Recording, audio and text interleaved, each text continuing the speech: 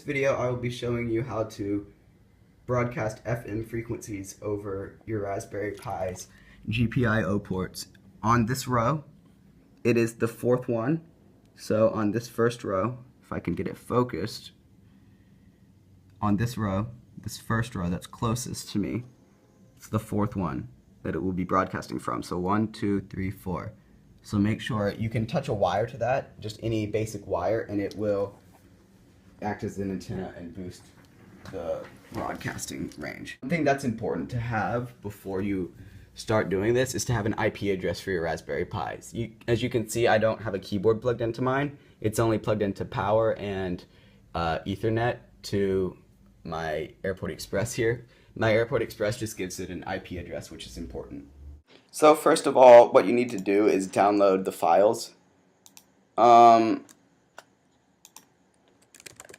Why not QuickTime? What am I thinking? You need to use PyFM. What's up with my internet? Hold on. Let me just wait a second. Bear with me, please. I just need to turn on my personal hotspot on my phone. This is being stupid. Well, anyway, you go to PyFM. You just type in PyFM. Maybe Hogwarts Great Hall Wi-Fi will work. Come on, connect. Good. PyFM. Are you kidding? I can't stand this. What's wrong with this? Let's try Bill Y. Good. Don't know what just happened, but I don't like it. So you just click here. I'll provide a link. I'll provide this same link in the description of the video. And you download the file. I've already downloaded it a couple times, obviously. Well, not obviously, because you maybe didn't look for it, but I did download it a couple times trying to get it to work. And so once you do that, you just unpack it, copy the files to a flash drive, and then put those onto your Raspberry Pi in a folder on your desktop or something. I called mine PyFM, and it was directly located on the desktop. So once you do that, you can open up your terminal. If you're SSHing into it, you probably know what you're doing. If not, I will post another video about how to SSH into your Raspberry Pi with a graphical user interface as well. So I'll show you both how to log in with just command line, which is what I'm using right now, and how to use a graphical user interface or GUI. So SSH basics, because I don't have the commands memorized, and I don't really expect you to either. That's why I like graphical user interfaces, because they make everything so much easier for us. First of all, you need to find out your Raspberry Pi's IP address. You can do that with an app called Fing, F-I-N-G. It's available on App Store and Google Play, and on whatever Windows equivalent is by Microsoft. So I've already found mine. So I'll just copy that into my terminal, paste. I need to reconnect to my SSH network, because it has to be on the same network unless you've gotten a port mapped or something, if you have a port forwarder application. So now I'm in. What you do now is, if you have Xquartz installed, first of all, you have to install Xquartz, or if you have X11 on your Mac, you can check by doing X11, and if there's a program that comes up, then you do. If there's not, then you don't. It's a white box with X11 in it. So you can install Xquartz. I'll provide a link to their website as well in the description. So when you do this, once you're logged in, you type LX session.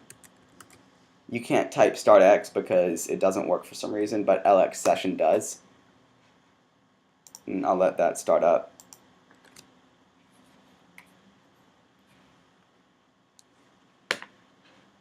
So once you do this, you copy all the stuff into the folder on your Raspberry Pi's desktop. open up a file manager, and you make sure that they're all there. So I have everything in there, including a few other sounds that I installed into the folder. So first of all, you need to open up a terminal, or if you've chosen not to use a graphical user interface because you know all the commands, which I don't, then you can just use the same terminal that you used to start this graphical interface. So first you have to navigate to the directory.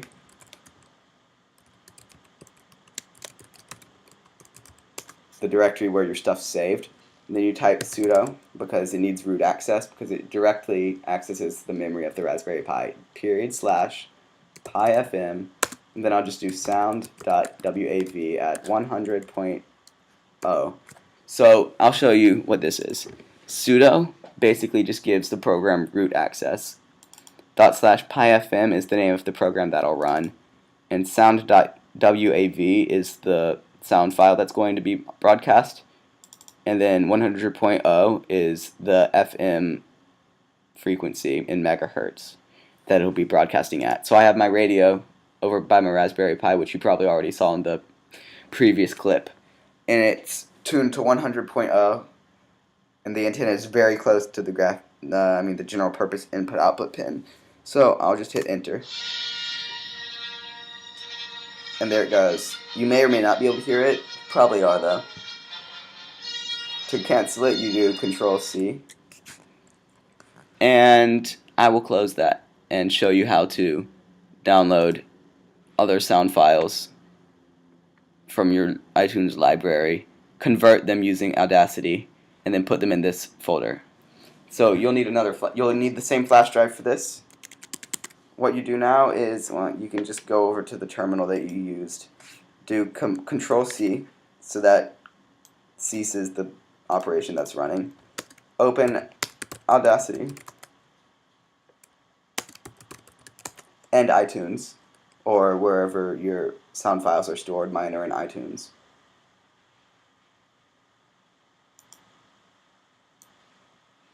Don't judge. Mostly Beatles, of course. It's not opening. Don't judge my Latin either, okay? Latin's cool. So are bow ties. Bow ties are cool. So I'll just use, which one should I use? Mean Mr. Mustard by the Beatles. So first of all, you need to change the rate down to 11025, I believe, as well as go to tracks and change stereo to mono. So if your sound file comes out to be too high pitched, then you've made the frequency too low. And if it comes out to be too low and too slow, then you've made the frequency too high. So basically just play around until you find that right frequency. And then you do File, Export. Make sure it exports as .wav signed 16-bit PCM. Name it something simple like mustard, because you'll have to type its name in. You don't want to type in 11, and I don't know about spaces in the terminal. So save it, copy it to your flash drive, and then move it into that folder. And then that's basically it. So as you can see, I have a ton of stuff saved in that folder, and those are all of my files. All my sound files that I've put in, and I'll just show you how to run a different one. It's the exact same thing. You just type in a different name for this file. So cd/home/pi/desktop/pifm. If you do and then you type in sudo./pifm sound. Actually, I'll do fool dot or Seamoon. I like Seamoon. It's a good song.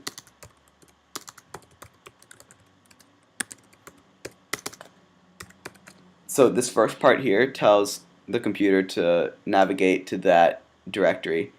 This here tells it that it has another step to perform. And then this command is what I showed you earlier. So I'll just hit enter. It's playing really fast because I, A, was too lazy to convert them to the proper frequency, and B, it doesn't matter. But if you want it, convert it. It's not a big deal. And if it's time consuming, just don't do it. Don't worry about it. But usually it comes out being too low, and you have to do it. So yeah, that's it. Thanks for watching the video. I know it was a bit long, but it's probably worth it. Thanks again.